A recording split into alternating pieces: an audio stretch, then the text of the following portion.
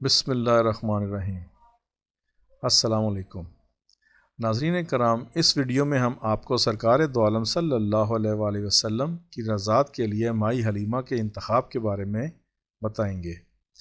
جناب مائی حلیمہ سعدیہ، یہ ایک عام مشاہدہ ہے کہ شہری زبان میں کئی زبانوں کے الفاظ اور لہجے مخلوط ہو جاتے ہیں، کیونکہ شہروں میں مختلف علاقوں کے لوگ زندگی کی خرید و فروخت کے لیے آتے رہتے ہیں۔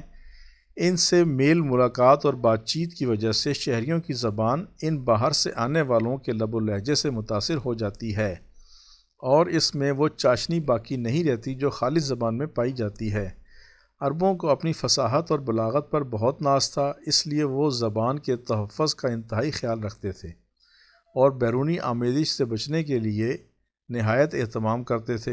اس سلسلے میں سب سے پہلا قدم وہ یہ اٹھاتے تھے کہ بچے کو پرورش کے لیے شہر سے باہر بھیج دیتے تھے، تاکہ ان بچوں کی زبان باہر کے الفاظ اور لہجوں سے کے اختلاط سے محفوظ رہے۔ خصوصاً مکہ مکرمہ میں تو اس کی ضرورت اور بھی زیادہ تھی، کیونکہ یہ بابرکت شہر مرجع خلائق تھا۔ ایک کارواں جاتا تھا تو دو آتے تھے۔ یہ لوگ مختلف علاقوں کے ہوتے تھے اور اپنی اپنی بولیاں اور لہجے رکھتے تھے۔ ظاہر ہے کہ ایسے ماحول میں پروان چڑھنے والے بچے کی زبان خارجی اثرات سے متاثر ہوئے بغیر نہیں رہ سکتی تھی۔ مکہ مکرمہ کے صرف صاحب حیثیت شرفا اپنے بچوں کو رضاعت کے لیے دیہات میں رہائش پذیر ایسے زبان آور قبیلوں میں بھیج دیا کرتے تھے کہ جن کی زبان اور لہجہ بیرونی اثرات سے پاک ہوتے، تاکہ ابتدا سے ہی فصیح و بلیغ عربی ان کی زبان پر چڑھ جائے اور اس کی چاشنی ان کی گفتگو میں رچ بس جائے۔ اس دستور کے مطابق عبد المطلب نے بھی اپنے پوتے کی رضاعت کے لیے کسی کی تلاش شروع کر دی۔ دودھ پلانے والیوں کو بچوں کے والدین کافی کچھ دیتے تھے، اس لیے بچے حاصل کرنے کے لیے گاؤں کی عورتیں مکہ مکرمہ آتی رہتی تھیں۔ جن دنوں جان دو عالم صلی اللہ علیہ وآلہ وسلم کی ولادت ہوئی تھی، انہی ایام میں قبیلہ بنی سعد کی کچھ عورتیں اس غرض سے مکہ مکرمہ کے لیے روانہ ہوئیں۔ انہی عورتوں میں ایک عورت مائی حلیمہ سعدیہ بھی شامل تھی۔ یہی وہ خوش نصیب خاتون ہیں جن کو جان دو عالم صلی اللہ علیہ وآلہ وسلم کی رضائی ماں بننے کا عظیم شرف حاصل ہوا۔ رضاعت با کرامت کی پرلطف روداد انہی کی زبانی پیش خدمت ہے۔ رضاعت کی کہانی مائی حلیمہ کی زبانی۔ ہمارے علاقے میں قحط پڑ گیا، کھانے کو کچھ نہ رہا، تو بنی سعد سے تعلق رکھنے والی 10 عورتیں رضاعت کے لیے بچوں کی تلاش میں مکہ مکرمہ کی طرف روانہ ہوئیں۔ میں بھی اپنے خاوند کے ہمراہ ان کی ہمرکاب تھی، اور ایک سفید رنگ کی گدھی بھی ساتھ تھی جو قحط سالی کی وجہ سے لاغر ہو چکی تھی۔ اس کے علاوہ اونٹنی کے تھن بھی خشک ہو چکے تھے اور ان میں سے ایک قطرہ دودھ بھی نہیں نکلتا تھا۔ گدھی اتنی کمزور ہو چکی تھی کہ بار بار پیچھے رہ جاتی اور قافلے والوں کو رک کر ہمارا انتظار کرنا پڑتا۔ حلم اور سعادت۔ بہرحال جیسے تیسے کر کے ہم مکہ مکرمہ پہنچ گئے اور بچوں کی تلاش شروع کر دی۔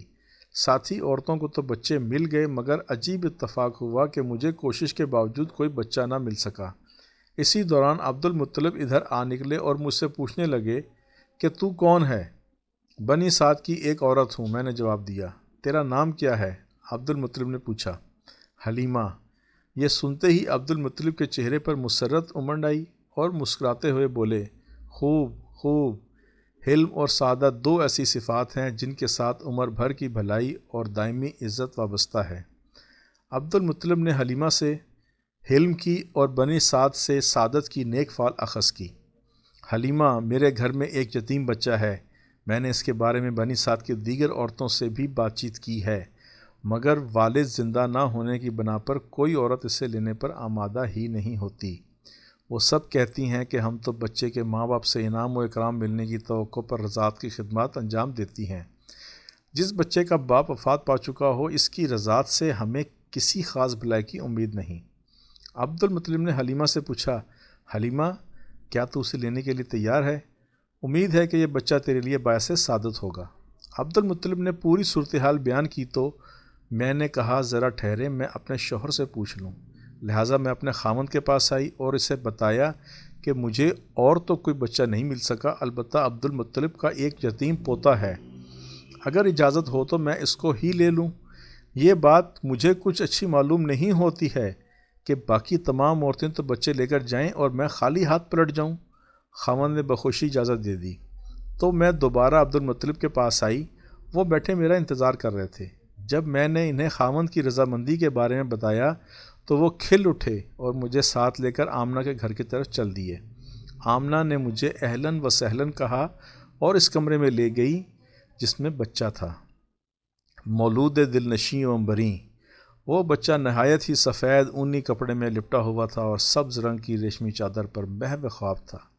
اس کے بدن سے خوشبو کی لپیٹیں اٹھ رہی تھیں اور فضا میں دل آویز مہک رچی بسی تھی۔ اتنا حسین و جمیل اور پیارا بچہ میں نے اس سے پہلے کبھی نہیں دیکھا تھا۔ اس خیال سے کہ وہ جاگ نہ اٹھے میں دھیرے دھیرے آگے بڑھی اور آہستہ سے اپنا ہاتھ اس کے سینے پر رکھ دیا۔ اسی وقت اس نے آنکھیں کھول دیں اور مجھے دیکھ کر مسکرانے لگا۔ اس کی روشن روشن آنکھوں سے کرنیں پھوٹ رہی تھیں۔ میں بے تابانہ اس پر جھک گئی اور اس کی پیشانی چوم لی، اسے اٹھا کر سینے سے لگایا، گھر والوں سے اجازت لی اور اپنی قیامگاہ پر واپس آ گئی۔ اللہم صلی علی سیدنا و مولانا محمد۔ ناظرین کرام، اگر ویڈیو پسند آئی ہو تو لائک کریں، سبسکرائب کریں، بیل آئیکن پر کلک کریں تاکہ ہم سب سرکار دو عالم صلی اللہ علیہ وآلہ وسلم کی ذات اقدس کے بارے میں زیادہ سے زیادہ جان سکیں اور نئی آنے والی ویڈیو کے بارے میں آپ کو مطلع کر سکیں۔ شکریہ۔ اللہ حافظ۔